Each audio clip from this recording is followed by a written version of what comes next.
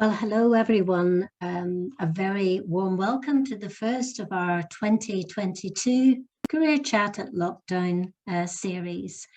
Wherever you are in the world, you may actually be in strict lockdown at the moment, or perhaps like parts of the UK here, our restrictions are easing. I'm Deirdre, Deirdre Hughes, and I'm Director of DMH Associates and Career Chat UK.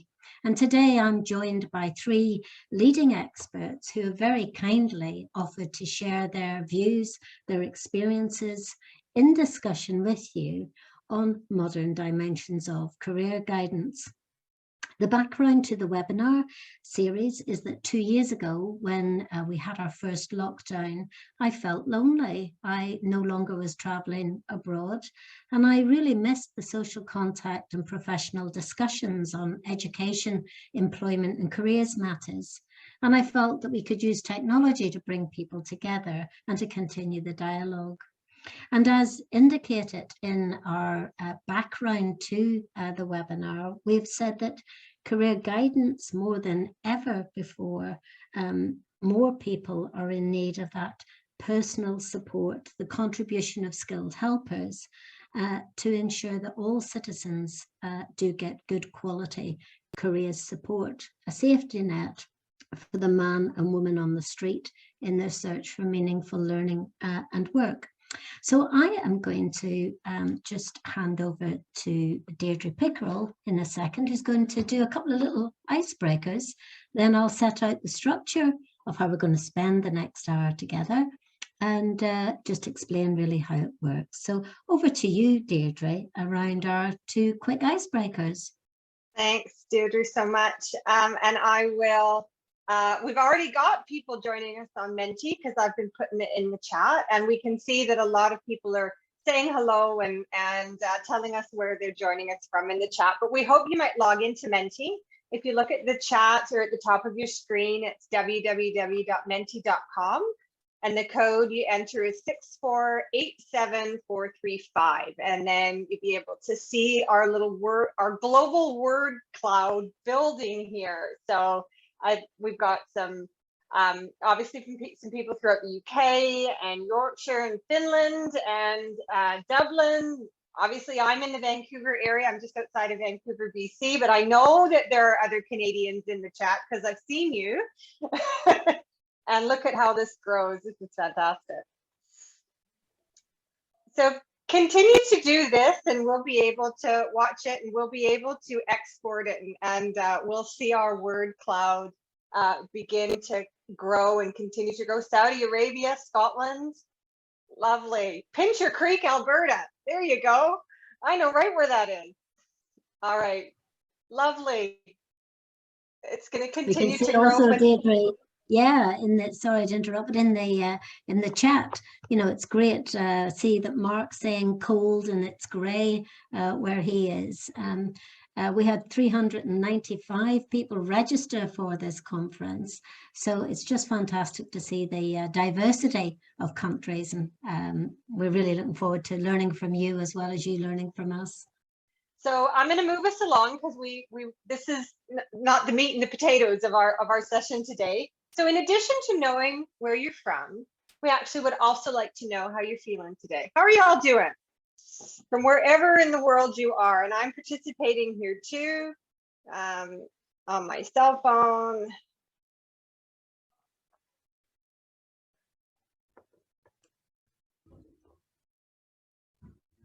We'll see what else we can get here. I love the peachy comment. That's a really lovely way to describe how you're feeling. But real mix there, Deirdre, isn't there? It is, and I see in the chat, tired but happy, curious. That would have been a good word. I couldn't think of a word this morning. COVID filled, oh, not enough hours in the day. So we're very glad that you're taking some time to join us here. Peaceful, optimistic, energized. We see that a couple of times. Lovely.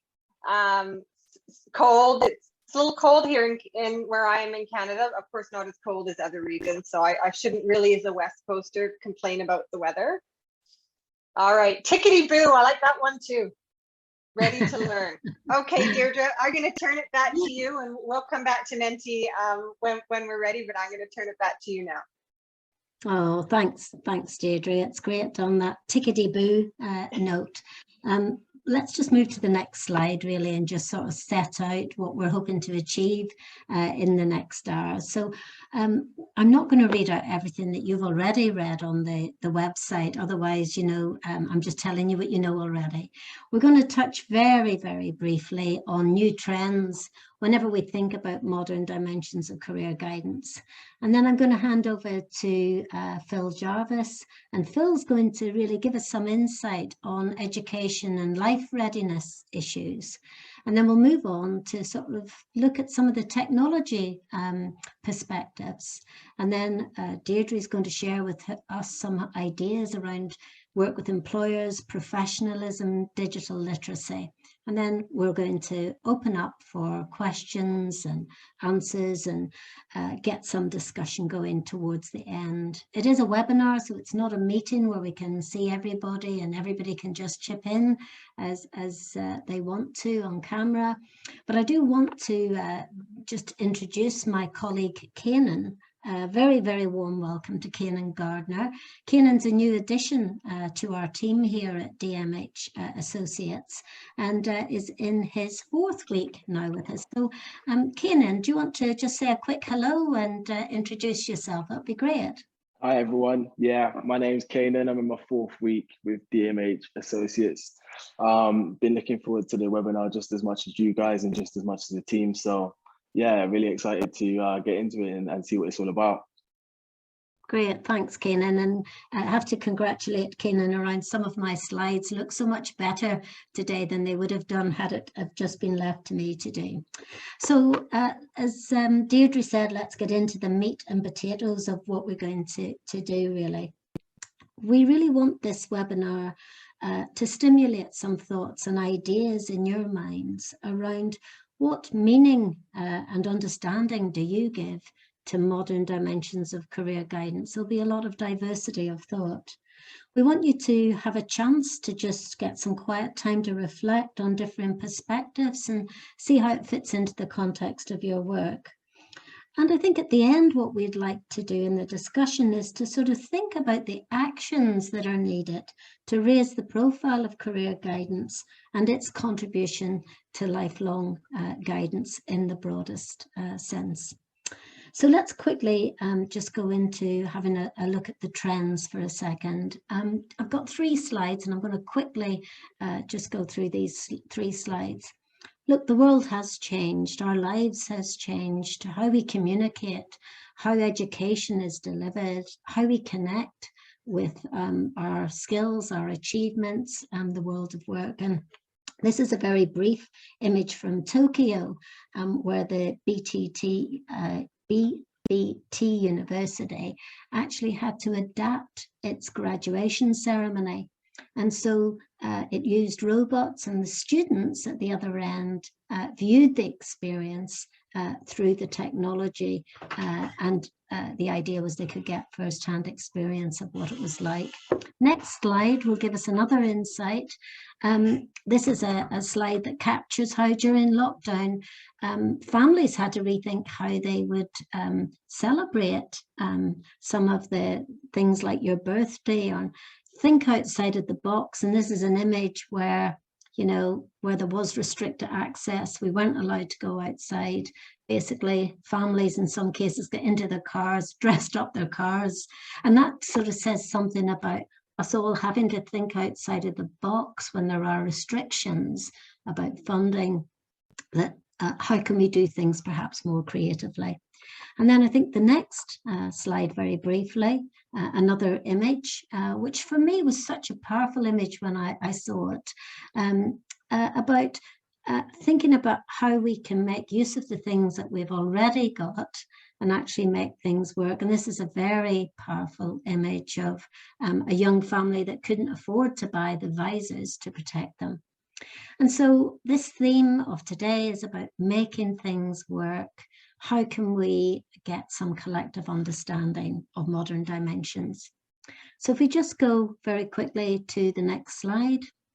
I want to really pay tribute to Mary McMahon, who's an Associate Honorary Professor at the University of Queensland. Mary has actually done a lot of work looking at career theories, going right back in time in terms of the first industrial revolution.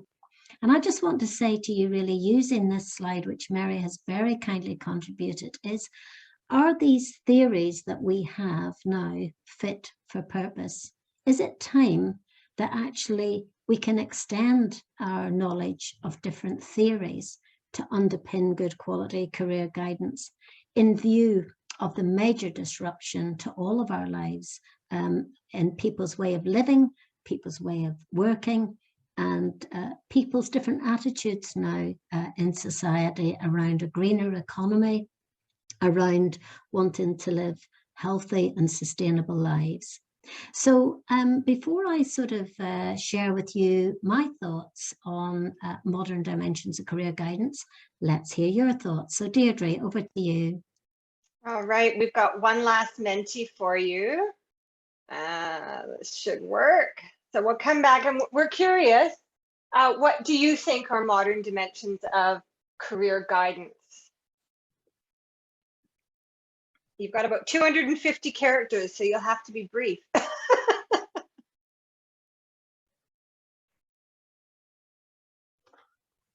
And if you're not using Menti for whatever reason, the chat facility is there. Just put it in the chat facility if you're not able to use Menti for whatever reason.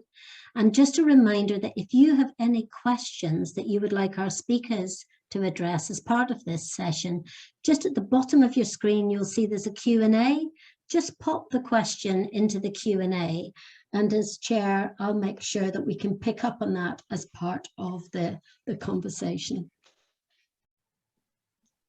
Lovely. So we're seeing lots of things like resilience and adaptability, remote working. I think we've learned that lesson over COVID. Flexibility, adaptability, resilience is a good one. I think we've seen, I saw technology, but now we see digital integration. We've got Metaverse. We're going to learn more about that today.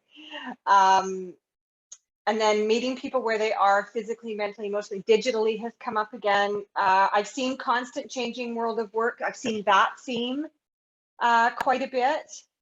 And let's also have a look at the chat. Chaos, change, flexibility. Oh, I like this one. Contributing to the total well-being. Changing labor markets, resilient, flexibility. We almost should have done a word cloud, Deirdre, because, you know, as the same words come, that but those, I think this is a bit more complicated question, but we're seeing a lot of themes around flexibility, adaptability, technology, resiliency, well-being. I like needs to be even more client-centered than ever, ability to pivot and adapt. Yeah. Lovely. Open to new ways of working as well, I think is a sort of theme for all of us, whether we like it or not. We've been forced into new ways of working. And, you know, from a personal point of view, I'm all zoomed out. A lot of the time I get up in the morning and I just do back-to-back Zoom meetings. So I'm really looking forward to getting back to the face-to-face and that social contact. And that plays into the theme of what are modern dimensions of career guidance. Yeah. That sense of personal connectedness, as well as actually being able to harness maybe the technology as well. So that's great. Just keep adding to that and to the chat just for another minute or so, and then we'll kind of move on now into sort of looking at some of these themes. And what I'll do for is when we're done today, I'll actually export this and send it to Deirdre. So if anybody's interested in what we all had to say, all of this will end up in a PDF document that can be shared. Absolutely. This is one of the principles of how we work. These are free webinars. If you're a sponsor out there and you'd like to sponsor our webinar series, fantastic. But I've done my best for 2 years to keep these free and for us to have a community where we can just share ideas. And I'm just looking, there's Jeanette saying mental health supports from careers practitioners is another another dimension. I'll have more to say on that towards the end, reimagining workforce strategies, etc. So let's move on now to me sharing with you the slide that Kanan and I actually put together yesterday. Here is, if you like, a brainstorm of what I believe, and working with Kanan, who's someone who's come through not just the school system, but the university system, and getting a foothold now on his sort of next stage of career. Here's, if you like, the breadth of what could be considered as modern dimensions of career guidance. And it goes from anything to do with blended services, online or offline, all the way over to the other end of the spectrum at the end of this diagram on destinations, work experience, etc. So really my challenge to you as we reach the final stages of the hour that we spend together will be, there's so much that we could cover on modern dimensions of career guidance, but which part will you actually work on to help us move forward as a field in terms of progressing modern dimensions of career guidance? So next slide is where I have the real pleasure of introducing Phil Jarvis to you. And Phil really reached out to me last year.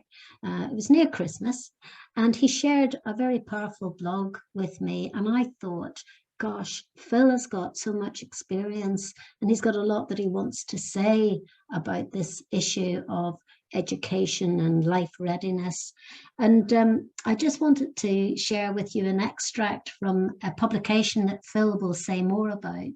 But it gives us a framework to sort of think about, we were in the industrial age, we're now in this networked age, and to sort of look at how we move from this kind of school-centric approach to a learner-centric approach on a lifelong basis. So I want to really thank Phil for kindly volunteering to deliver his input, and I want to hand over to him now to share his ideas. The next slide, Mark, be great, thank you.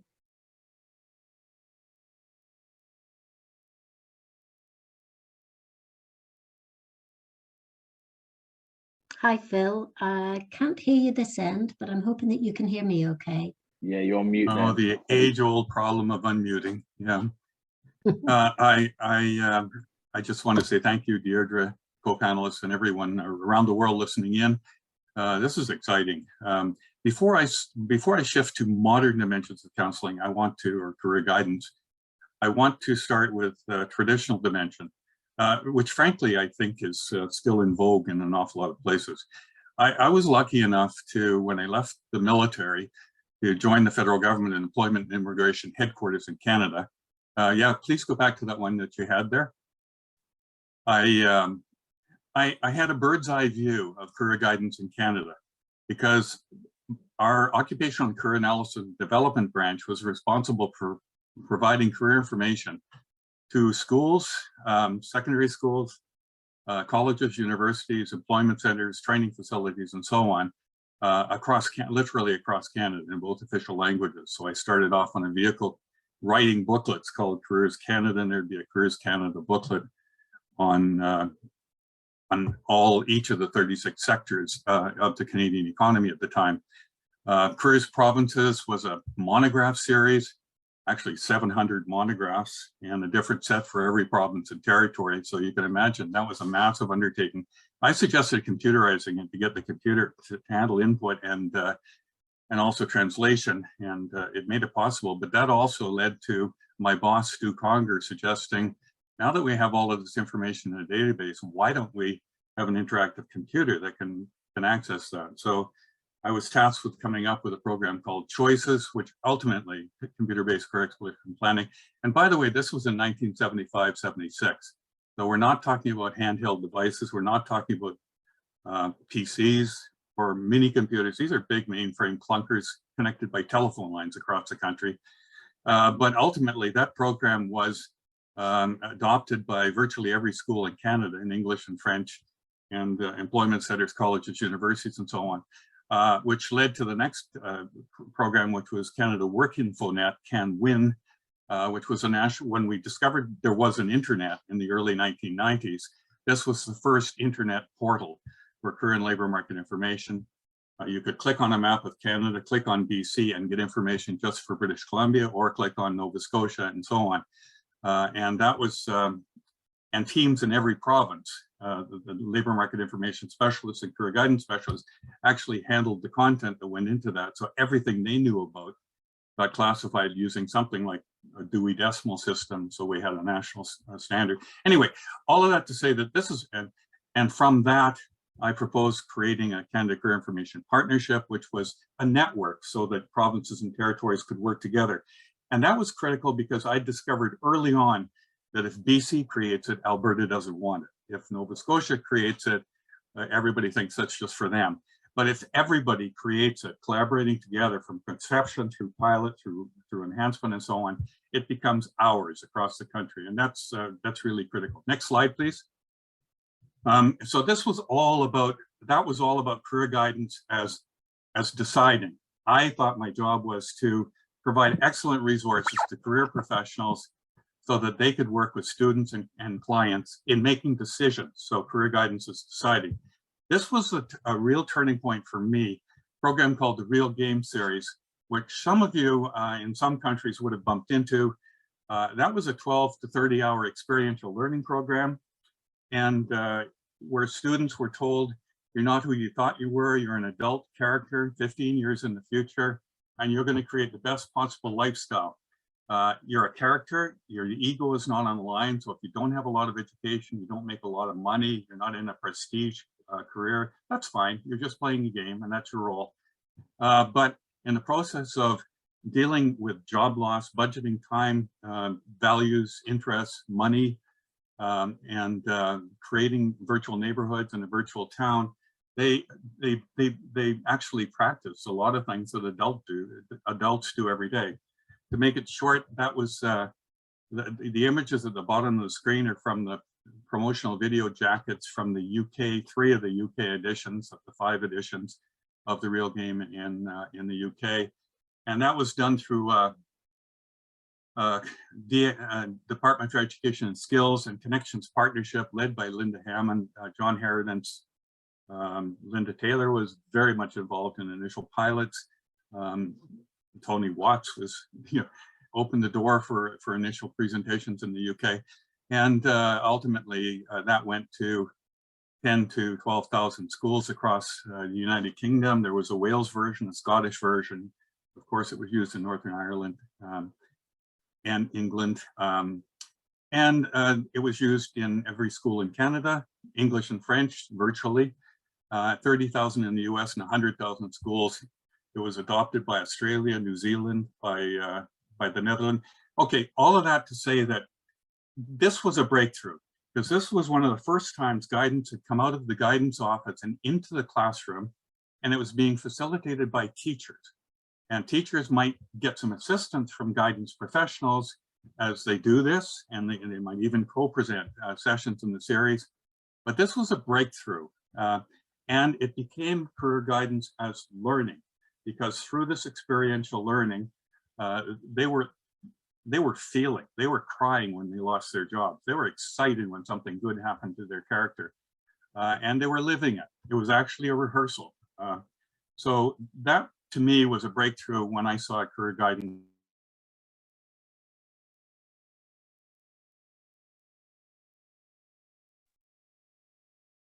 How long have I been muted? No, just for a few seconds. You were just finishing what you were saying about the UK and how you do it, though. Okay, thank you. So it was really the notion of career guidance as learning, and learning being real for students. They cried when they lost their jobs. They got excited, pulled together in communities and so on. Could I have the next slide, please? So then it occurred to us that if it is learning, and we want it in classrooms, we want it in schools, we want it in employment centers, what are the learning outcomes? So the Blueprint for Life Designs was the first national common language framework of learning outcomes for career development.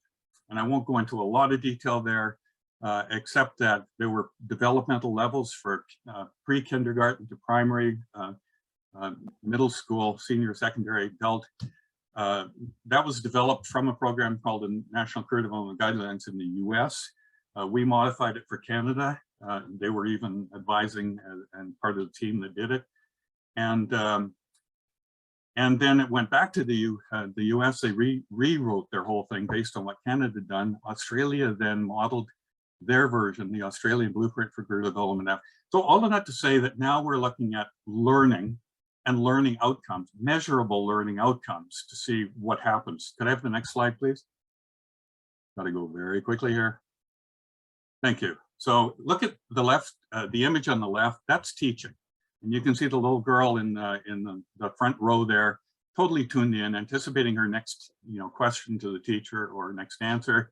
But everyone else in the class is some stage of less enthusiasm, from asleep to daydreaming to tuned out, because that's broadcast teaching where you just try to fill their heads, get it back out on an exam and say the job's done. But that's teaching, that's not learning. So we've now learned through the learning outcomes and so on that learning has to happen in a different way, and it has to be through a collaborative experience. The Real Game was perfect for that. Collaborative, experiential, community-based projects that address issues kids care about. Now, the kids care about is critical, because if they don't care, you get the glazed eyes that you see on the left screen. The UN Sustainable Development Goals, 17 of them, and all the targets and indicators are the perfect worldwide framework for the issues every single community on the planet is facing right now. And we're now trying to, employers are asking for skills, not paper and not degrees as much. And skills cannot be memorized. They can only be learned by doing. These skills that employers want, frankly, are the same thing we want in our spouse, our kids, and everybody else in the neighborhood. And frankly, we wish that the leaders teetering on the brink of war right now would have learned some of these skills along the way. We have to relax adherence to the prescribed curriculum. Teachers don't have to have all the answers. They're just guides on the learning journey in which they're participating as eagerly as the kids are. Next slide, please. So education should be a rehearsal for life. It has to be active. Everything can be learned in the context of real issues, real scenarios, and that engages teachers, parents, the whole community. It does take a village, after all. And so everyone's responsible. Guidance professionals can help choreograph the transition, but they can no longer be responsible for carrying the world on their shoulders in terms of the life and career preparation requirements of all students.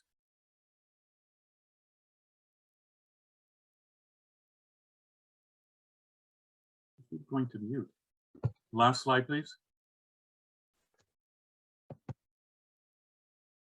So we're at a tipping point. We're in a moment where the whole world is facing common issues, COVID being the one, education everywhere, and its influence on jobs, its influence on parents, on kids, teachers, everyone, because everyone, one way or another, is involved with the education system.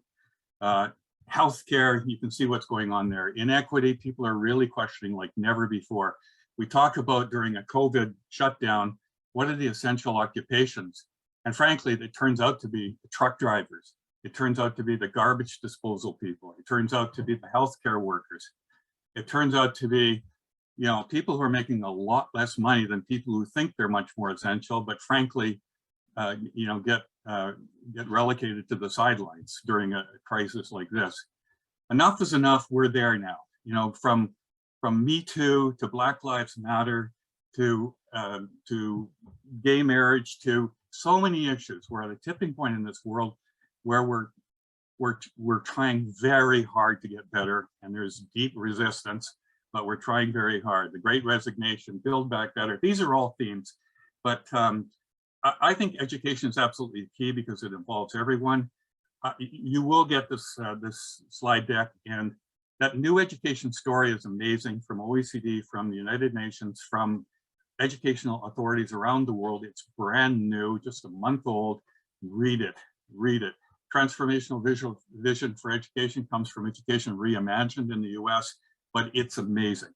And there's my website. You'll see all of this, much more rich content on this shift from deciding to learning, and it's everybody's job. Thanks, Phil. That was great, and you did really well there, considering there were a few little technical blips as well. I think really, Phil, from your experience, what you're saying really is that we all have to be willing now to take risks and be willing to try out new things. And that background reading that you have shared, I really commend it. It certainly fired me up in thinking about some of these issues around, is the model that we've got, you know, is it right, that relationship, you know, between schools and the career guidance professionals that work with them. This is just an image from here in the UK. This was the very first person who took the risk in having the vaccine that none of us had heard about before, and was willing to try out new things. So Phil, just I'll keep an eye on the questions. We'll come back and see what questions people have for you as we go along. I want to move on now. Thank you ever so much. That was really fantastic. And I know there'll be more to say. Just if we can move on to our next slide, would be great. Maybe even just one word just to say in that, take risks and try out new things. This is an example from a colleague, Graham Atwell, I work with, who has been looking at the use of QR codes, for example, in communities where people can have discussions about careers, and I'll pick up on that and other technology issues. I just wanted to use it really just to plant the seed around careers trails in our communities. You know, what trails are there in place that take people to where they can find really reliable, robust, not just information, not just advice, but really good quality career guidance as well. And that's where my next speaker, who is not a career guidance professional, who actually is focused on the art of the possible with technology, is going to give us some insight from a technology perspective where we are today. And then how might what Gareth shares with us, Gareth from Dublin, Trinity College, how might that feed into our thoughts about modern dimensions of career guidance? So over to you, Gareth.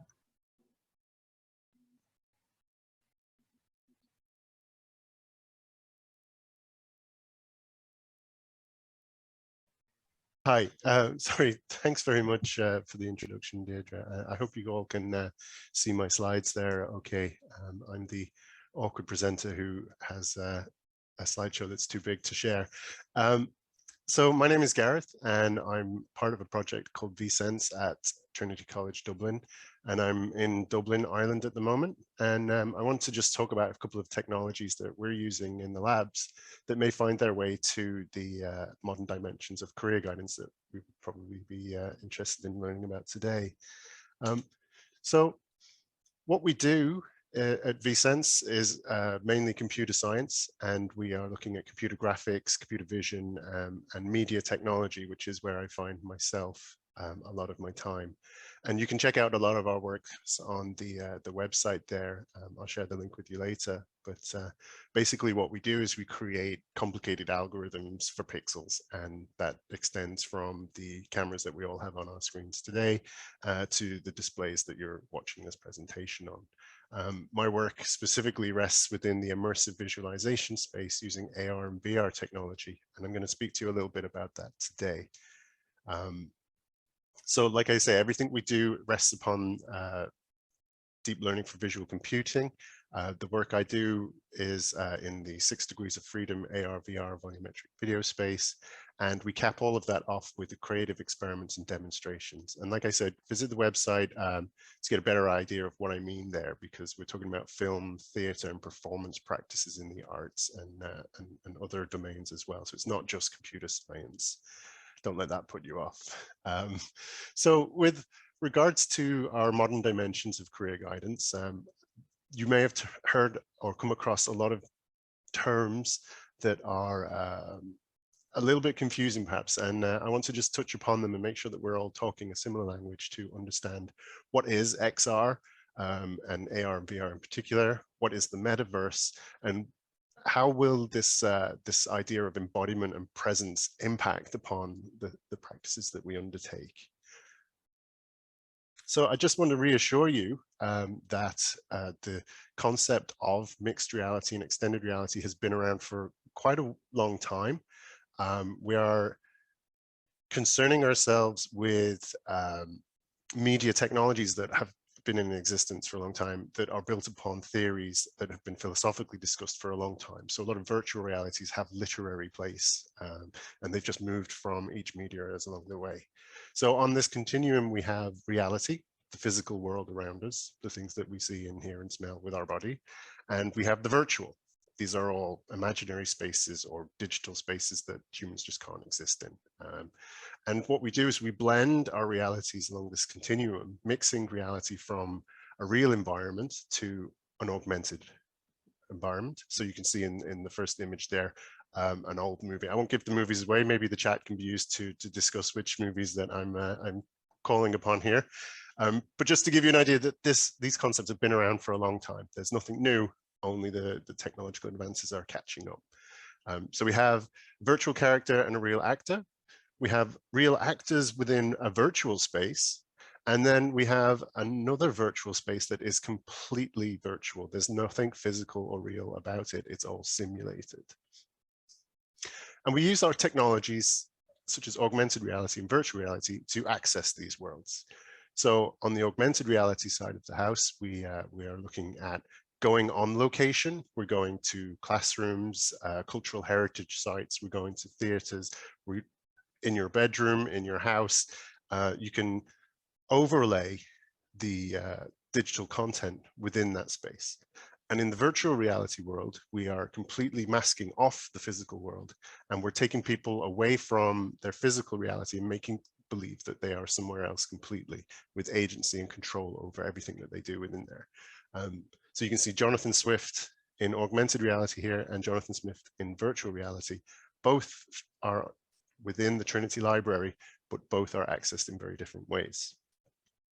So when it comes to augmented reality, we're talking about headsets, things that you're putting on over your eyes, but you can still see through. They are transparent, and they spatially lock digital objects to the real world. So you can see that the mobile phone can be used for this. We've seen that for a good few years now, and the head-mounted displays are a progression towards that.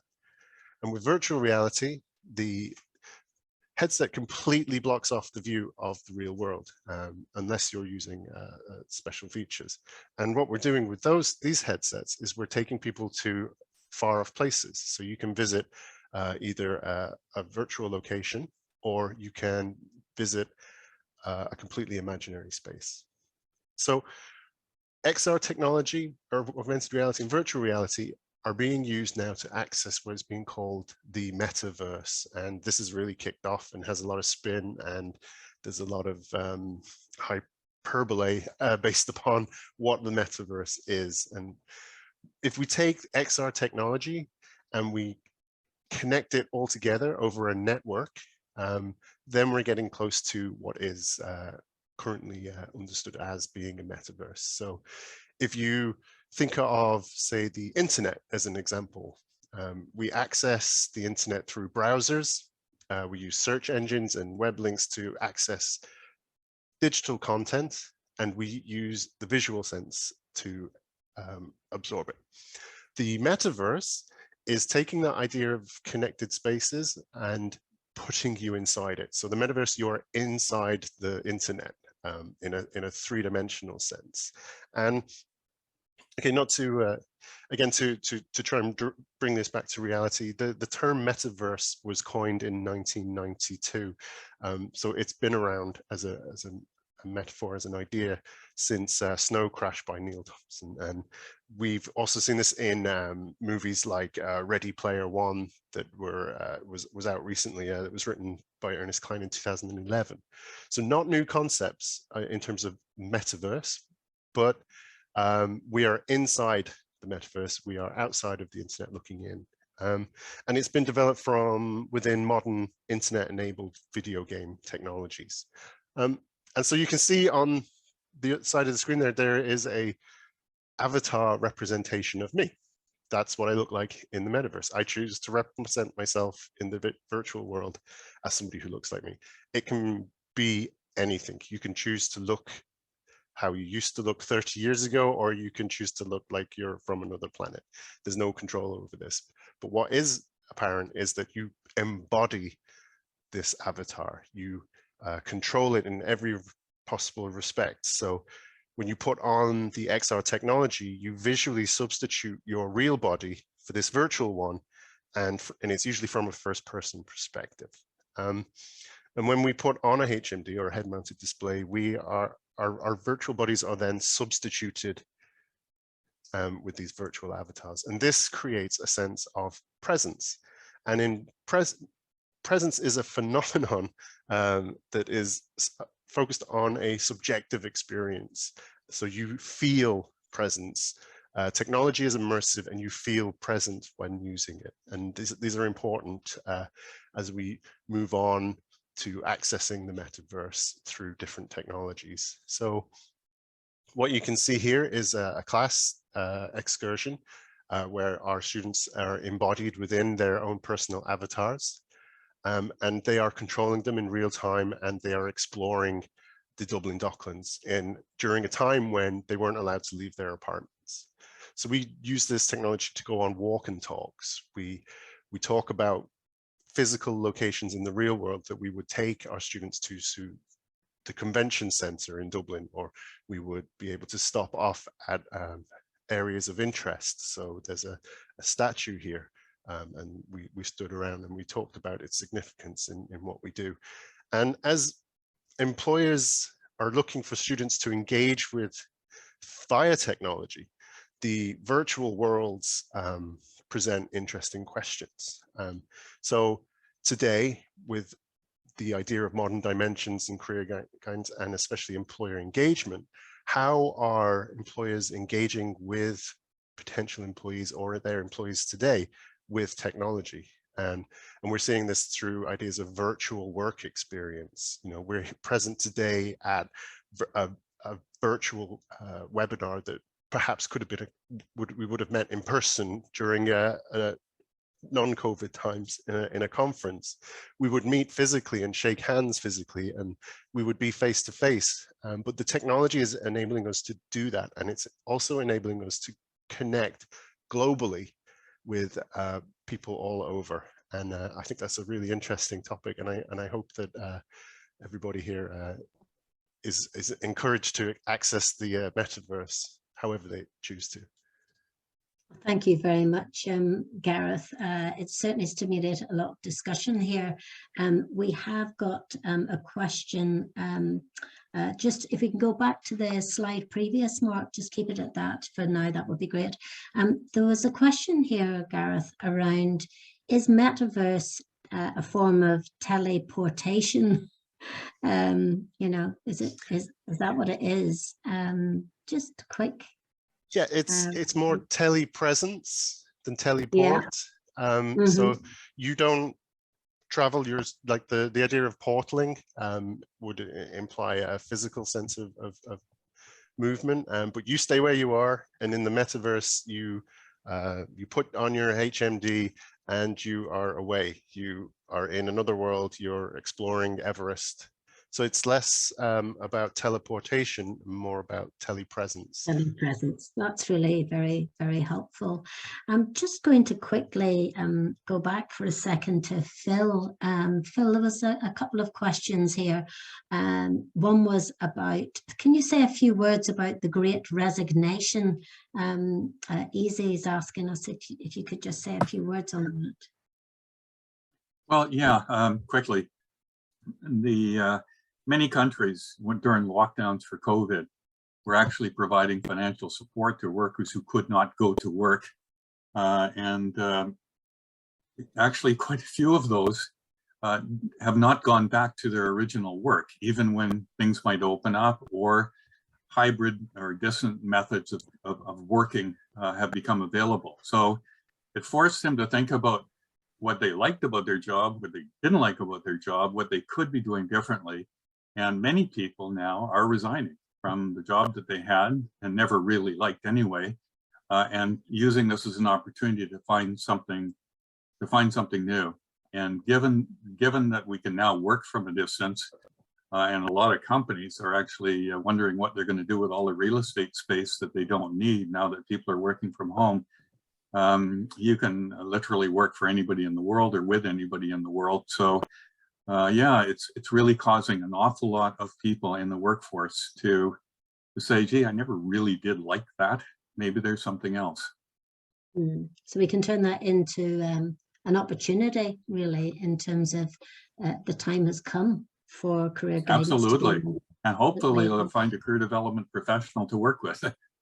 Yeah, absolutely. And that takes us to nicely to over to Deirdre's presentation. Deirdre Pickerel, I'm conscious we've got about 15 minutes or so left. So I'm going to hand over to Deirdre, and then we'll keep going with your questions, and we'll certainly get a chance to respond to those in the next 15 minutes. So it's a nice segue. You were saying about people didn't like their jobs. Well, where do employers fit in when we think about modern dimensions of career guidance? So Deirdre, over to you and your thoughts on this. Thanks so much. It's been a fascinating event so far. So I hope, and I can see that that's certainly represented in the chat. There's been lots of chatter there. So in terms of employer engagement, this is kind of what we think about when we think about employer engagement, that it's important. It enhances the student or job seeker's understanding of work. And I think Gareth's presentation has really shown us how we could really take that to the next level. You know, ideally, employer engagement is going to provide some firsthand experiences of workplaces. It's going to offer insights into how our workplaces, occupational knowledge and skill requirements are changing, all of those sorts of things. And obviously, engaging with employers supports career decision making and job search development. Mark, if you could just hit the animation for me. But unfortunately, in a 2018 working paper, oh, go back one, thanks. You know, only 41% of students reported doing a job shadow or a work site visit.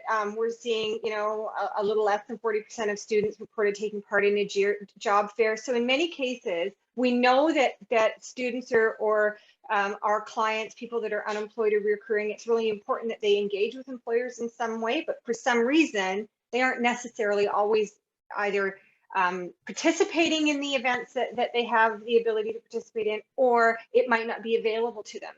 The other thing in my experience that I've found is that in our field, job developers, job placement workers, guidance work counselors, whatever it might be, often work and promote clients based on what we would consider some program or equity targets. Hire a Student has been a very, very popular program, really working with internationally trained professionals and seeing how they might engage with the work when they've come to, say, for example, come to Canada, working with newcomers, refugees, whatever it might be. But that's not how employers find talent.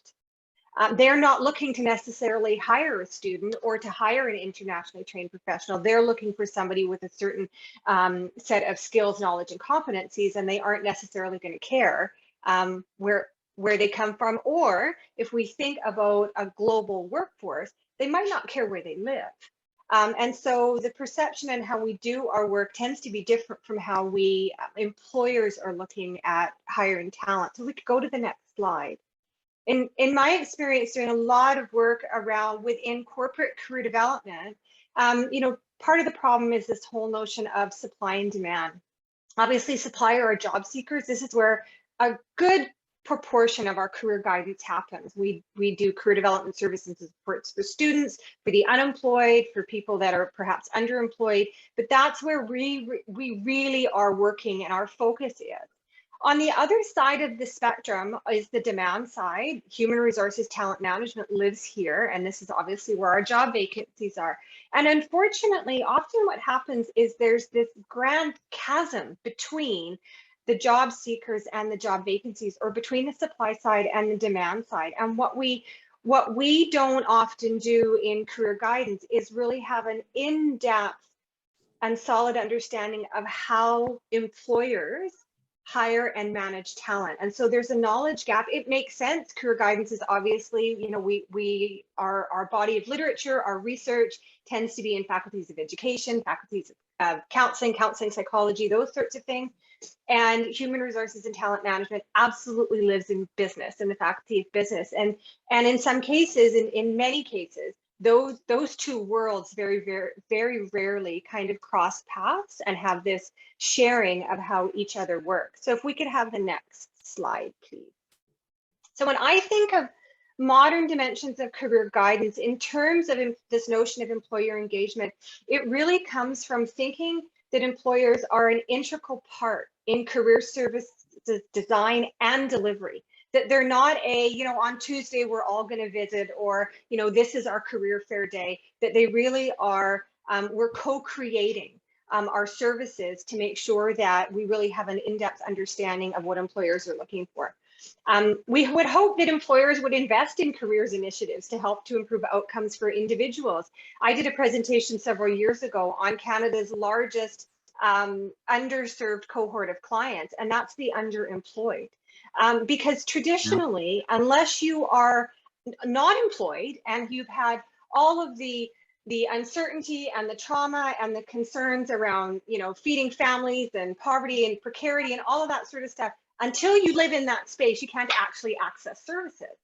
And so there's a real gap there, and we have yet to fill that gap from a careers guidance perspective. Yes, there's stuff going on from an HR perspective, but our world is quite a bit different, and we approach the work quite a bit differently.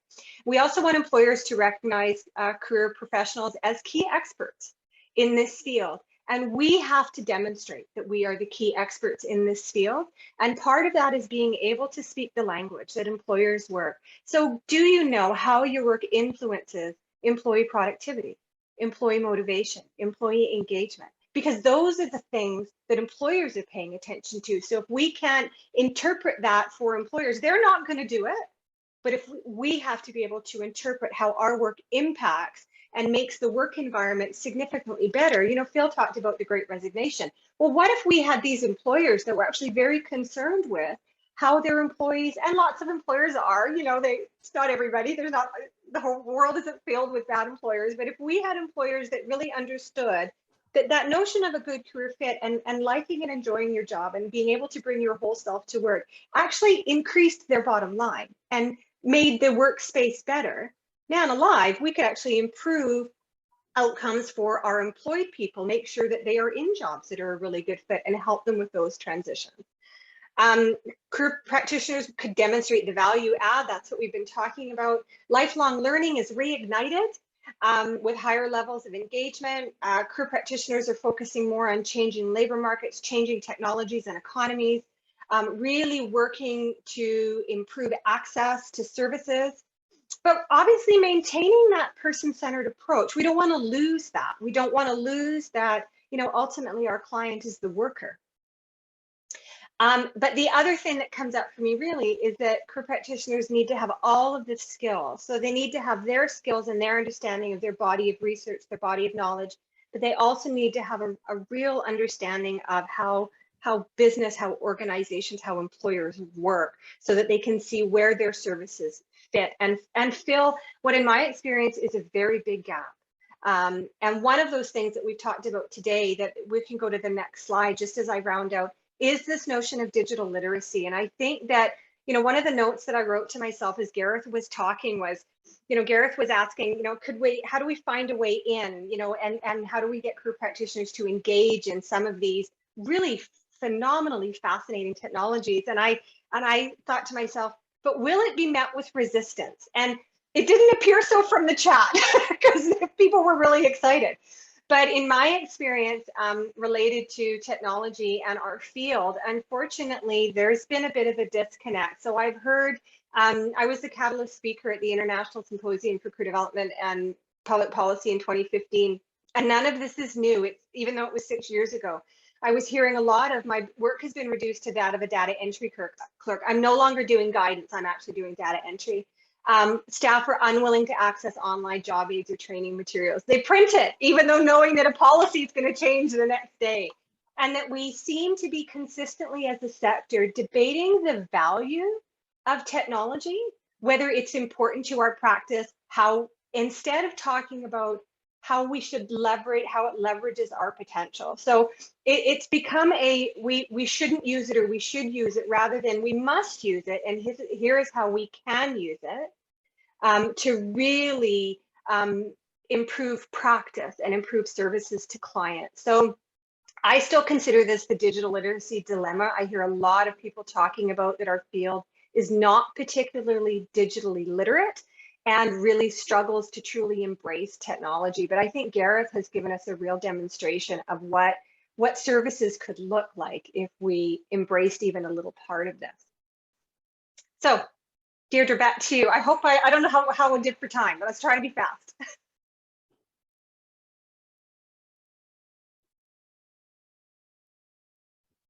You're muted there, Deirdre, if you unmute your mic. Oh, thanks, Kanan. I'm talking to myself here. I was just saying, Deirdre, this is great. We're always in this sort of position where, you know, should we have a webinar for an hour and a half? Because it actually gives us more chance to talk. But if you just look at the chat alone there, I've just picked out a couple of things.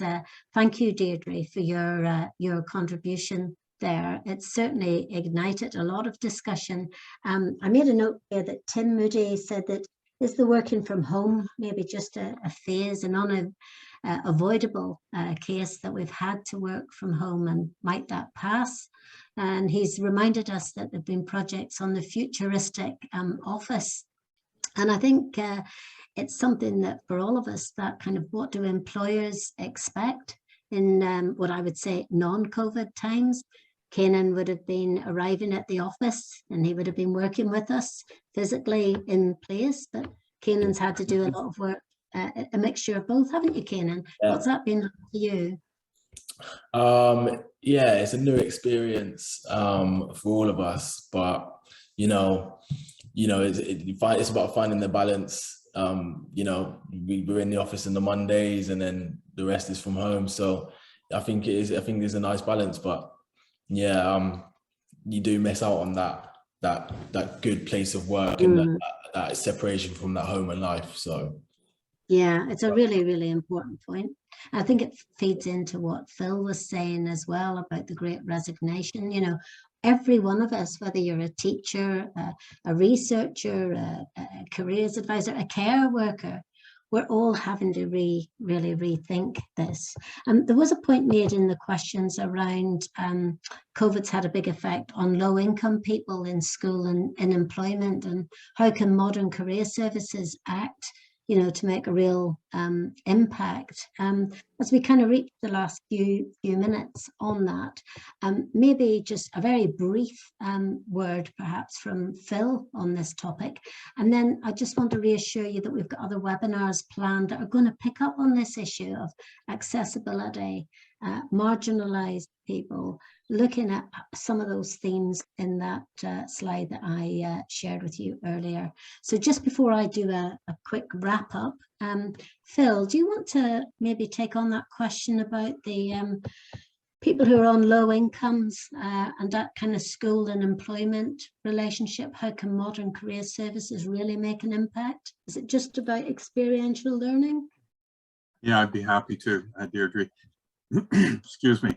Yeah, we need care services for the aging. We need preschool and care services for the very young. And these tend to be extremely low paid, low prestige, hard work, dangerous because they're exposed to COVID all the time or any other pandemic that might come through. And then when you look at the whole notion that 10% of the population earns more than all of the rest put together, and CEOs are making 400 times the average worker in their company, then I believe education again is the answer. If we can engage kids and engage their hearts and souls, because they have a very strong, they're passionate, they've got a very strong sense of justice and fairness and so on. And if they're tackling, and these are all part of the UN sustainability goals, equity, injustice and all the rest of it, engage those passionate minds and saying this just won't cut it, this is not the world we want to live in, well, they're only a few years away from running the world. And I think that's our best bet, is to mobilize the next generation to do a better job than we've been able to do. We certainly weren't prepared to make the world better. We're prepared to get out there and get the big money job and get the status and get the prestige and get the toys. I think we've got a new youth cohort, never brighter, never more capable, frankly, never more opportunities and possibilities than any generation in the past, but far more danger if we don't educate them and equip them to flourish in the world that we're living in and make it better. Absolutely. So there's lots of things in the chat about what about people who are disabled, you know, what about marginalized people? Where are the really good sort of examples of models of good practice? So really today is the start of our conversation for 2022. We really want to encourage you to produce new theories, to look at new labour market trends, come up with agile solutions that are practical. And I'm always talking about give people greater exposure to and experience of learning and work. So I'm delighted that we've started this 2022 conversation. I hope you've been able to take at least one good idea from that. If you just move to the next slide, we've got a webinar on the 29th of March, and we're looking at living with loss, writing for bereavement, for work and career. And it sort of picks up on the point that Phil made. So I hope that you're able to join us. And again, I'm going to just shout out to anyone who's interested in sponsoring that webinar. That would be brilliant, because it helps us cover our technical costs and indeed to support our speakers as well. And then just the final slide, really just I'm 1 minute over. Great believer in sort of reciprocity. I give you something, you give me something. You've given me your time today, and we've had a chance with our brilliant speakers to sort of think of some of these issues. We've got a big conference coming up, an international conference in July, likely to be the 12th of July. Its details will be on our website. And again, if you want more information on that, do come along. And just to give you a couple of new publications that came out, one just this week on career-related learning in primary, and another on the big career conversation in England. Next and final slide. So thank you. We went 2 minutes over. We could actually have much more conversation on this. And I'm sorry that we haven't been able to have more dialogue, but feel reassured. Phil has given you his contact details, also Gareth and Deirdre. And I just want to say what a privilege it is for me personally to work with our speakers. I really do feel very blessed to have colleagues who are kind of up for the challenge of none of us have got the perfect answer to modern dimensions of career guidance, but we've definitely got ideas and we've got energy, and we hope that we've energized you to come up with which of these modern dimensions are you going to tackle, and how are you going to thrive, survive, and most importantly, enjoy your very important work that makes a difference to people's lives. So thank you very much. Do stay in touch. We'll be sending out a little newsletter in the next few weeks, and we'll make our recording and our slides and the Mentimeter findings available on our website. Take good care wherever you are in the world. Stay safe and keep going even in those tough times. Just remind yourself you do great work. Thank you very much, everyone, and take good care.